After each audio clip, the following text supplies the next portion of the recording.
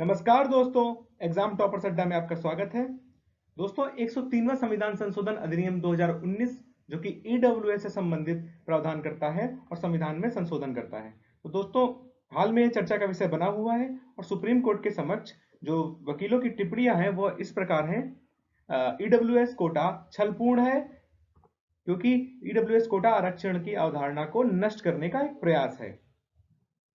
Economical based reservation a moral hazard, reservation can not be implement as a poverty alleviation program. इस तरह के तर्क दिए जा रहे हैं, इस तरह की टिप्पणियां की जा रही हैं। तो ये समझ लेते हैं वह क्या आधार है जिनके आधार पर ये टिप्पणियां की जा रही हैं। तो economical based reservation of moral hazard, ऐसा क्यों कहा जा रहा है? क्योंकि ऐसा कहा जा रहा है क्योंकि फॉरवर्ड क्लासेस में जो गरीबी है, हो सकता है या खराब व्यक्तिगत धन प्रबंधन के कारण हो। जो इकोनॉमिकल आधार पर, आर्थिक आधार पर आरक्षण की व्यवस्था की गई है वह अनुचित है, क्योंकि जो आर्थिक स्थिति है वह किसी व्यक्ति की, वह उसके खराब धन प्रबंधन का भी कारण हो सकता है। दूसरा, ये बात कही जा रही है कि नैतिक खतरा पैदा कर सकता है, जो आर्थिक आरक्षण है नैतिक खतरा पैदा कर सकता है। किस आधार पर? यदि एक जुआरी जिसने जिसने अपना सारा पैसा खो दिया है, वह स्वतः इस आरक्षण व्यवस्था के अंतर्गत आ जाएगा। जैसे कि कोई व्यक्ति धनवान है और वह अपनी गलत आदतों के माध्यम से अपनी धन संपदा खो देता है, तो वह इस आरक्षण के अंतर्गत आ जाता है, जो कि नैतिक रूप से उचित नहीं होगा।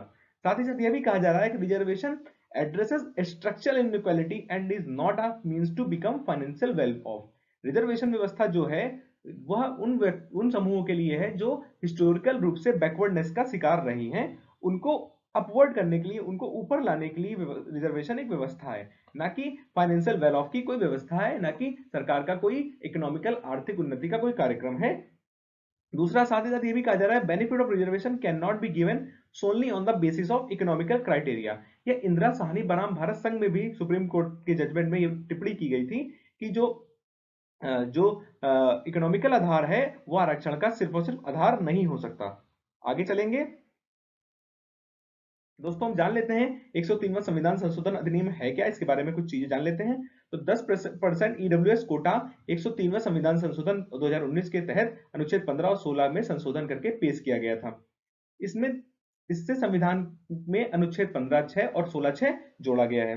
यह आर्थिक रूप से कमजोर वर्गों हेतु शिक्षा संस्थानों में नौकरियां, शिक्षा संस्थानों में प्रवेश व नौकरियां संबंधी प्रावधान करता है।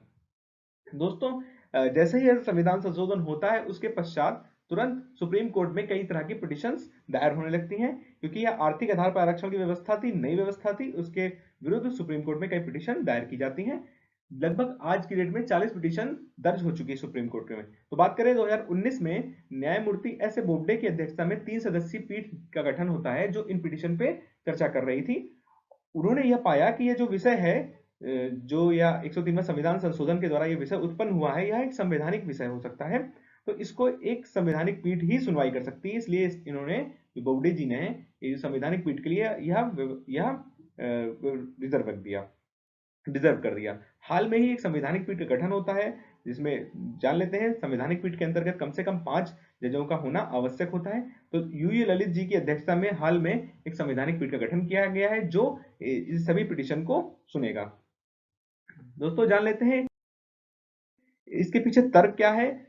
जो बातें कही जा रही हैं कि संविधान की मूल भावना का उल्लंघन करता है, आदि जो बातें कही जा रही हैं वो किन आधारों पर कही जा रही हैं। तो पहला आधार ये बताया जा रहा है, कहा जा रहा है कि समानता के अधिकार का उल्लंघन करता है, क्योंकि दोस्तों जो आर्थिक रूप से आरक्षण की व्यवस्था है वह अभी 2019 में प्रारंभ की गई। इससे पूर्व जो आरक्षण की व्यवस्था रही है वो सामाजिक आधार पर रही है। तो और जो सामाजिक आर्थिक आधार पर व्यवस्था प्रारंभ की गई है, इसके अंतर्गत एक समूह को रखा गया है जो सवर्ण समूह है, इसको इसके अंतर्गत रखा गया है। आर्थिक आधार पर आरक्षण की व्यवस्था के अंतर्गत SC ST OBC को न रखने के कारण इसको बताया जा रहा है कि उनके साथ यह भेदभाव है। जैसा कि कहा जा रहा है कि मुस्लिम SEBC यानी कि मुस्लिम सोशल और एजुकेशनल बैकवर्ड क्लास के जो लोग हैं वह OBC SC ST को इस नई व्यवस्था यानी कि नई जो आर्थिक आरक्षण की व्यवस्था है इससे बाहर रखा गया है, जिसके कारण उनके साथ यह भेदभाव हो रहा है। इसलिए यह समानता के अधिकार का उल्लंघन करता है। दूसरा तर्क क्या दिया जा रहा है कि शिक्षा संस्थान में जो निजी गैर सहायता प्राप्त संस्थान है, उनमें जो सरकार प्रावधान कर रही है, जो निर्देश दे रही है 10% सीटों के आरक्षण संबंधित, वह कहीं ना कहीं अप्रत्यक्ष रूप से जो संस्थान के ओनर हैं उनके वाणिज्य और व्यापार की स्वतंत्रता का उल्लंघन करता है, जिस कारण से उनकी यह संविधान के मूल ढांचे का उल्लंघन माना जा रहा है।